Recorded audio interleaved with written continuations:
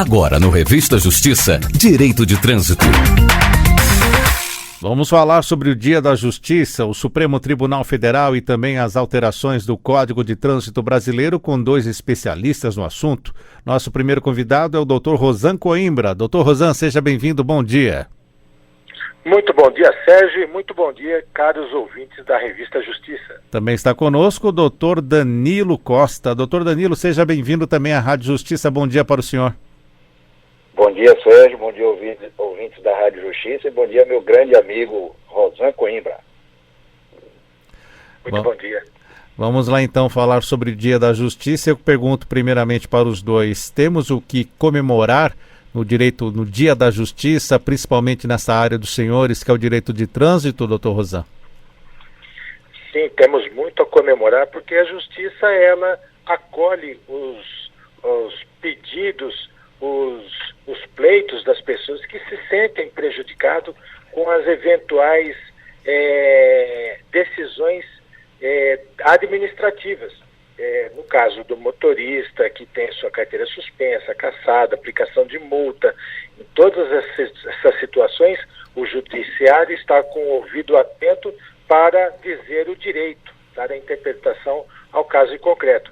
Especialmente, Sérgio, o Supremo Tribunal Federal, ele que com esse novo código, o Código de Trânsito de 97, 9.503, que entrou em vigor justamente em 98, em janeiro de 98, ele passou a ter diversas interpretações do Supremo Tribunal Federal, especialmente naquilo que diz respeito a, por exemplo, a súmula vinculante 21, que dispensa o depósito prévio para os casos de recurso, interposição de recurso de multa. Então, essa súmula 21, ela repercutiu de uma forma que acabou sendo revogado o parágrafo 2º do artigo 288, que impunha o depósito prévio, o que era uma verdadeira injustiça.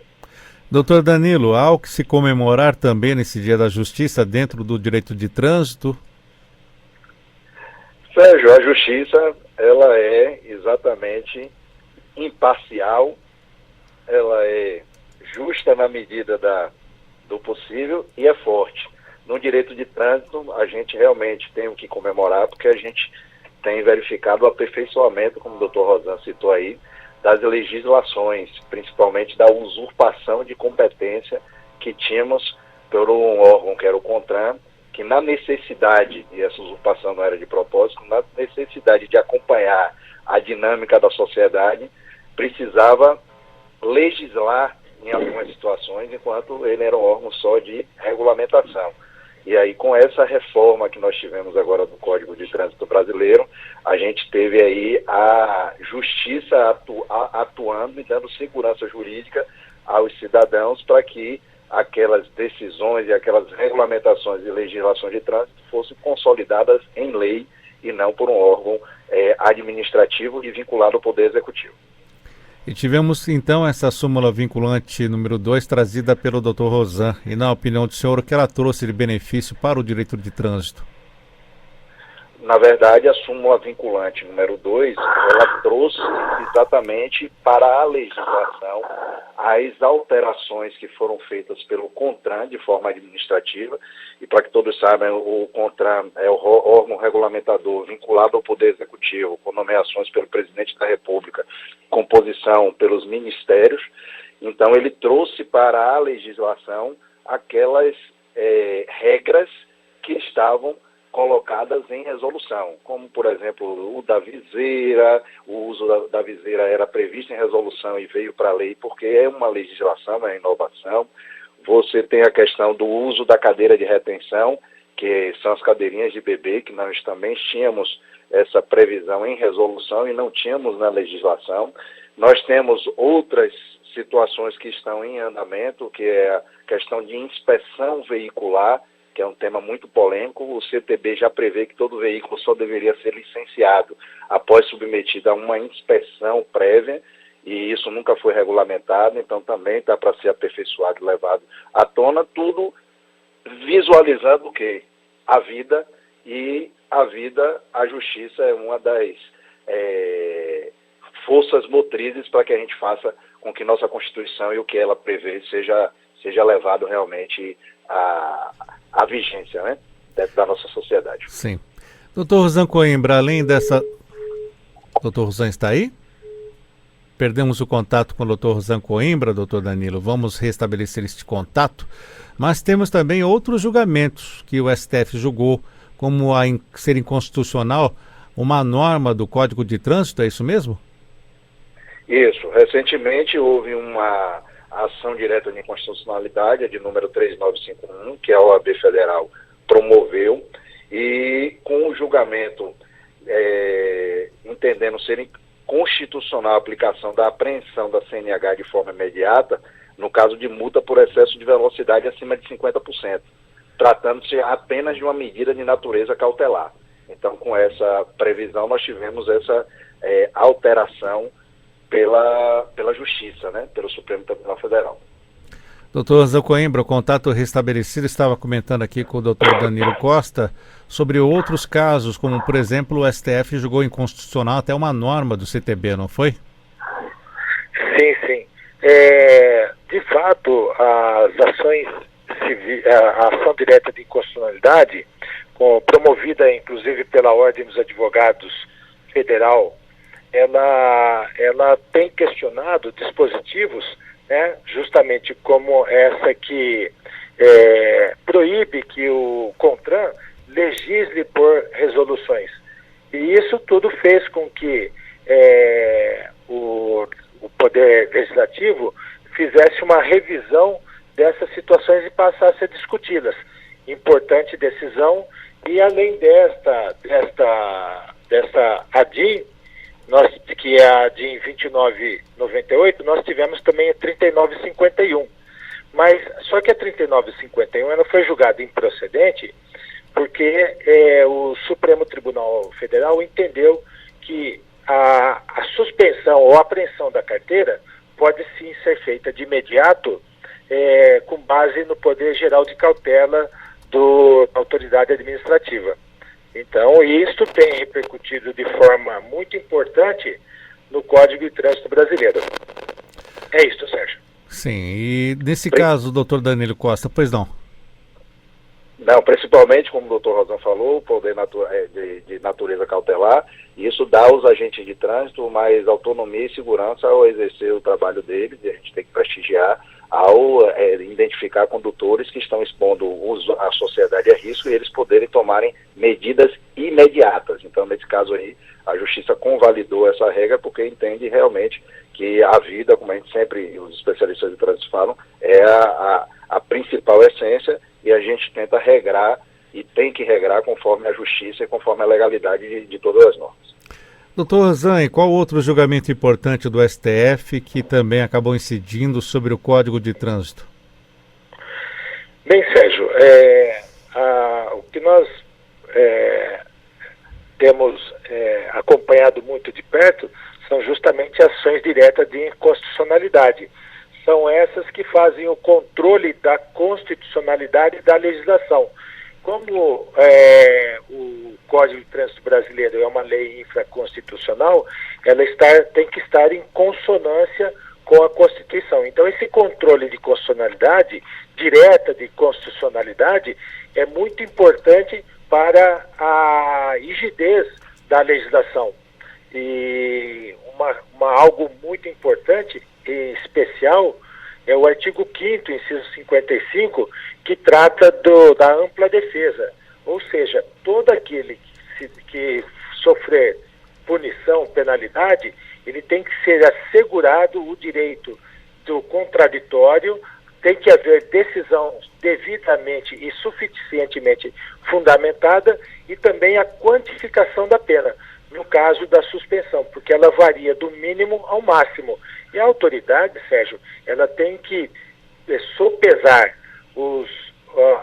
em cada caso a pena que deve aplicar e justificar, a fim de que ela seja adequada ao caso concreto.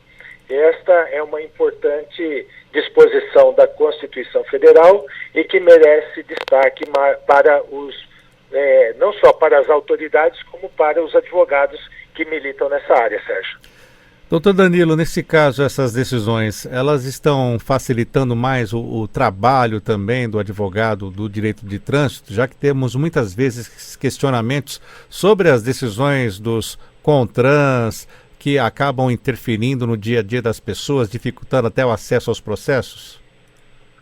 Sim, toda vez que a gente vê a segurança jurídica aumentada, o trabalho do advogado ele é facilitado, não que ele deixe de existir, porque a gente, tendo um regramento consolidado e legal, a gente consegue pleitear o direito do nosso cliente, da pessoa que nos procura, com mais força e segurança. Então a gente tem um respaldo maior para que aí não hajam aquelas decisões contraditórias. Então, um determinado estado, ou determinado juiz, ou determinado tribunal decide de uma forma e o outro decide de outra. Então, como nós temos essa base consolidada legalmente, através, inclusive, de legislações seguras e obedecendo nosso ordenamento jurídico, o trabalho do advogado fica facilitado e o cidadão tem essa segurança jurídica de todos os comportamentos dele serem puníveis ou não, ou serem de alguma forma sopesados aí quando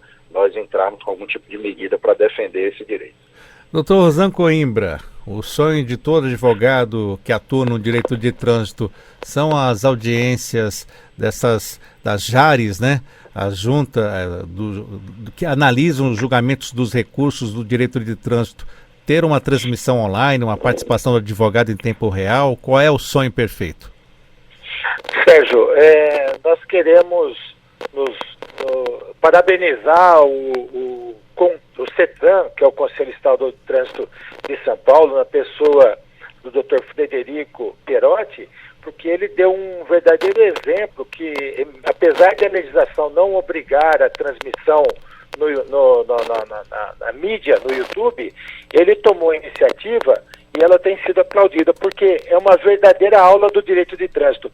Inclusive, essas transmissões, Sérgio, ela pode ser acompanhada em qualquer lugar, porque a internet ela pega no mundo todo, né? É uma rede mundial. De modo que isso poderia ser encampado pelo legislador, pelos demais órgãos, que tem sido um excelente exemplo e uma verdadeira lição de cidadania. Realmente, se o advogado puder participar mais, não só assistindo, mas também fazendo sustentação. Afinal, com o exercício da ampla defesa, o sistema todo ele se aprimora, porque os julgamentos serão certamente, com a participação do advogado, mais justo, até podemos dizer assim, porque o advogado ele aponta as falhas e quando ele se faz presente em viva voz, isto ele atinge um outro patamar, seja em vídeo, seja da forma que for, Sérgio. Agora eu queria dizer também que recentemente a Lei 14.229, ela abraçou o devido processo legal, ampla defesa e o princípio da inocência e estipula o seguinte, que a multa somente será cobrada após todo o trâmite do recurso. Ou seja, enquanto o motorista, enquanto o interessado estiver fazendo o recurso da multa, no caso, ele não pode ser vinculado a cobrar essa multa para ele poder licenciar o veículo, Sérgio. Foi um grande passo, realmente isso evita bastante demanda que fica abarrotando o judiciário. Então essas medidas, essa percepção do legislador e certamente a administração pública vai obedecer, isso vai evitar prejuízo para o cidadão e que se avoluma o processo somente para garantir o licenciamento enquanto o recurso estava em julgamento, Sérgio. E para o senhor, doutor Danilo Costa, qual seria, assim, o mundo dos sonhos para o trabalho no direito de trânsito, do advogado do direito de trânsito, trazendo justamente ali a defesa do motorista? O senso de justiça, Sérgio, é bem vinculado à prestação jurisdicional. Então, a gente precisa, e como o doutor Rosa já demos um passo aí com o CETRAN de São Paulo, que deu transparência aos julgamentos, mas precisa abrir mais espaço para que haja essa participação efetiva dos defensores. Então, a prestação jurisdicional passa exatamente por isso, para que a gente, como operador do direito, o cidadão, ele se sinta realmente com a justiça ao lado dele, ouvindo as questões que eles têm levado ao judiciário, tanto como autor como na questão da defesa. Então, nós lutamos muito como operadores do direito para que tenhamos uma PJização, né, que a gente chama do PJE, que hoje é o sistema utilizado em todo o judiciário, também na área de trânsito, para que nós, advogados especialistas, consigamos acompanhar, fazer realmente a ampla defesa, o contraditório e, obviamente, haver uma prestação administrativa e jurisdicional mais efetiva. E isso vai trazer um melhor senso de justiça e para todos isso é muito melhor, para toda a sociedade. Muito bem, falamos na Rádio Justiça sobre o Dia da Justiça, falamos sobre o direito de trânsito, as decisões do Supremo Tribunal Federal também, que repercutem no direito de trânsito. Estivemos aqui com 2 especialistas, aos quais agradecemos agora e partimos para as considerações finais. Dr. Rosan Coimbra, muito obrigado. Eu que agradeço, Sérgio, e agradecemos essa oportunidade que nos é dada e nos congratulamos com todo o judiciário nesse dia tão importante para nós. Doutor Danilo Costa, muito obrigado por estar conosco também. O senhor preside a Comissão de Direito de Trânsito da OAB da Bahia, é isso? Isso, ainda estamos na presidência, agradecemos o espaço, a oportunidade, Sérgio, que você nos dá, a Rádio Justiça nos dá. Doutor Rosan, obrigado pelo companheirismo e profissionalismo. Doutor Rosan também, né? Foi presidente até pouco tempo da mesma comissão em São Paulo. Foi um grande guerreiro que sempre esteve na luta com a gente e não vai deixar não, porque como especialista a gente tem aí outros objetivos e sonhos para continuar trazendo esse trabalho institucional cada vez mais eficaz para a sociedade e que hoje, no Dia da Justiça, a gente comemora e também parabeniza todos que participam dela, porque ela é tão importante para o equilíbrio da nossa sociedade.